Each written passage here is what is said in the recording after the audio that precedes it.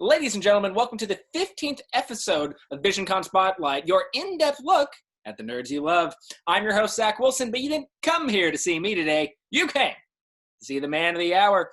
He's local craftsman, cosplayer, and all-around great guy. Ladies and gentlemen, please help me welcome the one, the only, Tracy Eaton. Tracy, how you doing today?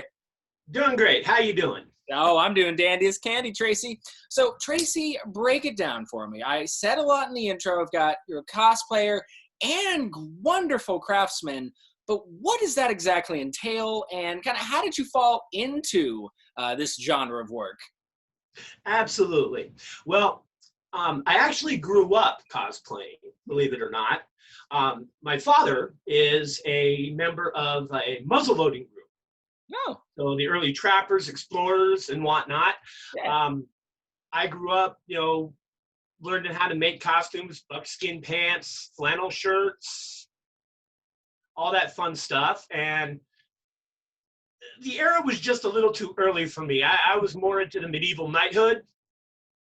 And so I joined a local group, Society for Creative Anachronisms, and started doing live action reenactments. And it just developed from there, going into every fandom I could think of. Harry Potter, Star Wars, Dune, you name it. I've probably seen it or done something with it. Well, do you have any specific fandoms that hold a great place in your heart, or are you just kind of a jack of all trades? Jack of all trades, but if I were to pick one above the other, definitely Star Wars. Okay. I don't think there's a Star Wars book written that I have not read. Okay, all right. Well, what is it about Star Wars specifically? Because obviously a lot of these famous fandoms, we're talking Harry Potter, Star Trek, Firefly, Lord of the Rings, you name it, there seems to be one for everyone. But I will say that I've noticed a lot of people gravitate towards Star Wars. So for you personally, what is it about Star Wars that makes you want to be so invested to the point that you want to cosplay a lot of the characters? Absolutely, definitely a good question. And I have been asked that a lot. For me, of course, it's the whole mythology thing. Growing up, I studied Greek mythology, Norse mythology, Roman mythology, you name it. And being that a lot of those stories are encompassed within the stories of Star Wars. You've got the young boy who's seeking adventure. You've got the wise old sage who's ready to teach him, all to take down the great evil of the universe. I dare you to find a mythology out there that does not have those components in it. Sure. And then second of all, just what Lucas was able to create. I mean, one, he took something that people literally laughed at. They thought Star Wars was a joke. Even Mark Hamill himself thought the script was like the funniest thing and the weirdest thing he ever read. Really? Exactly. And no one wanted to make it. No one wanted to shell out money to make this movie. So he had to create his own company to make it, find his own funding to make it. And with my schooling in video and movie making, you could see that the advancements of how movies are made can all be traced to developments that were created by Lucas and what he did. Okay. All right. Well, I want to jump ships a little bit, and I want to talk about more of the craftsmanship. So Okay. when you craft these things, can you give us a general idea of what sort of things you make and the materials that you commonly use? Okay, well, good question. Of course, if it's Star Wars, I'm going to make it.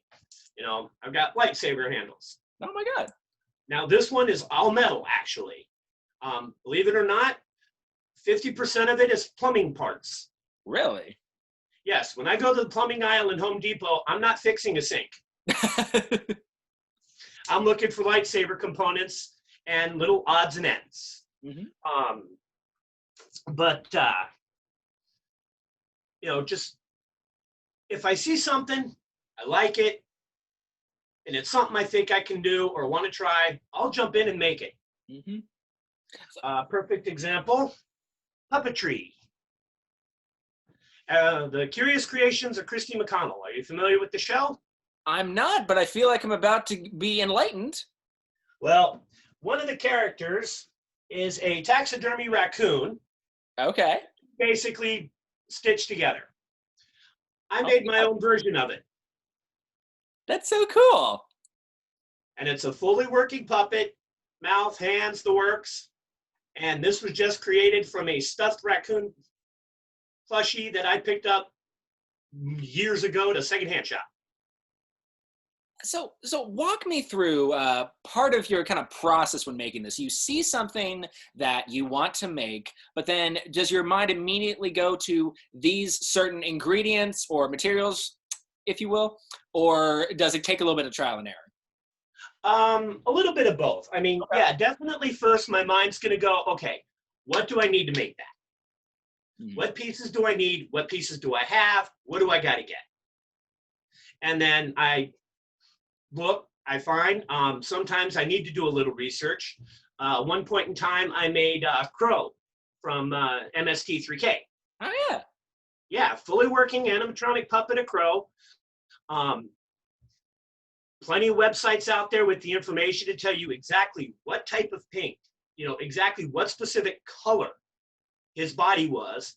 So, I had to research that, but coming across the components, just lots and lots of secondhand shopping. Really? I mean, that's insane what you can find at those sort of stores. Exactly. Well, here's another little tidbit I made.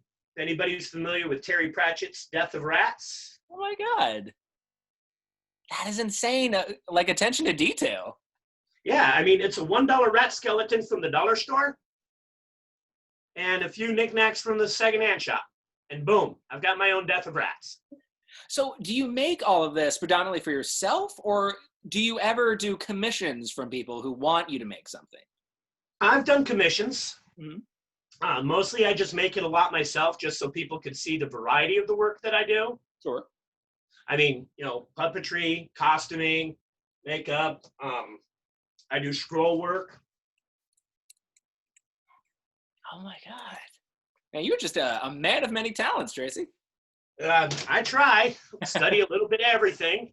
Sure. And, drawing, building. I mean, if I see something and I think I can do something with it, I'll snag it and I'll run.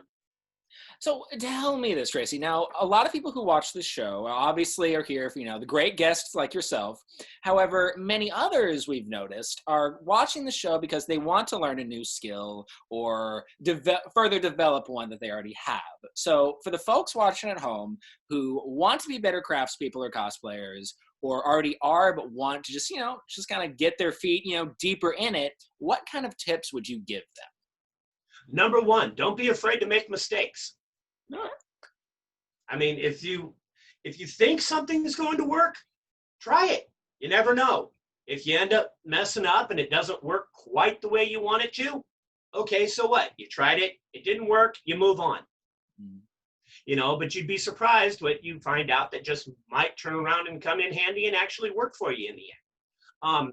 One thing I have noticed is when I develop certain art projects, like my Jedi robes, for example, when I started working with those, I started with the basic pattern that everybody does, but it seems to take a life of its own Mm. and seems to develop and become something a little bit more than what I envisioned.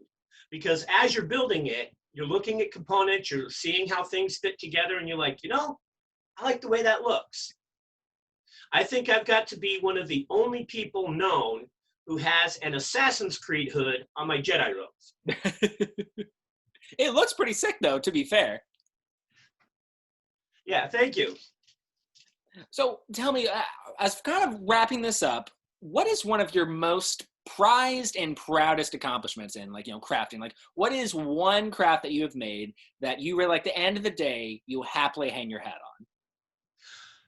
Uh, well, this is a bittersweet story. on? Okay. The ultimate craft, the ultimate prop, I would have to say, All right. that I was building, and I basically started from scratch and was building it up. Unfortunately, no longer is with me due to a series of unfortunate events. But at one point in time, I was actually building the Knight Rider car. Oh my God. Yep, I had an 82 Firebird. I was doing all the body work, the electronics, everything. And I actually got hold of several people to get computerized components inside of it, working video. Basically, my dream was if it happened on the show, my car was going to do it. And then I'm scared to ask what happened. Just a series of unfortunate events. The car ended up having to be sold, and oh no. Unfortunately, at this point in time, trying to find any car from the 80s is near impossible. Sure. Well, I mean, if the stars aligned, would that be something you might want to reattempt in the future? Definitely. Every geek has their one vehicle. Depending on what your fandom is, what your fan base is, whether it's a TV show or a movie, you've got one vehicle you have to have. A lot of people want the Mystery Machine from Scooby-Doo. Sure. Of course, the Springfield Ghostbusters, they love their Ectomobile. And, let's face it, that thing is awesome looking. Yeah. So depending on which show it is or what you want, you're going to have a car that you like and a car that you want. My first and always love is going to be that car from Knight Rider. Kit was pretty cool, to be fair. And let's face it, the Hasselhoff, not so much. The car was what made the show. Oh, 100%. It was called Knight Rider for the car, not the Hasselhoff. Exactly. But with that, guys, ladies and gentlemen, this has been episode 15 of Visioncon Spotlight. Now, before we wrap things up, Tracy, any final thoughts to leave us on? Absolutely. Anytime anybody wants anything done, or even if you just want to, chat me up for advice on, hey, where can I find something like this? I'm more than happy to talk with anybody, help you out, get you what you need, and if you just feel like it's too much work, you're like, hey, Tracy, you want to do this for me? Definitely. We can talk and see what we can figure out. Well, and where can they find you if they do choose to do that? Well, Facebook would be their best bet. Excellent. Look up Tracy Eaton on Facebook. There's only one of me. And we'll include all those links down below, guys, if you're watching this later on YouTube. But with that said, ladies and gentlemen, this has been episode 15 of Visioncon Spotlight. Thank you guys so much for watching. Of course, I'm your host, Zach Wilson, but much more importantly, this has been my very special guest, Tracy Eaton. Until next time, guys, always remember that life's better when you've got friends to share it with.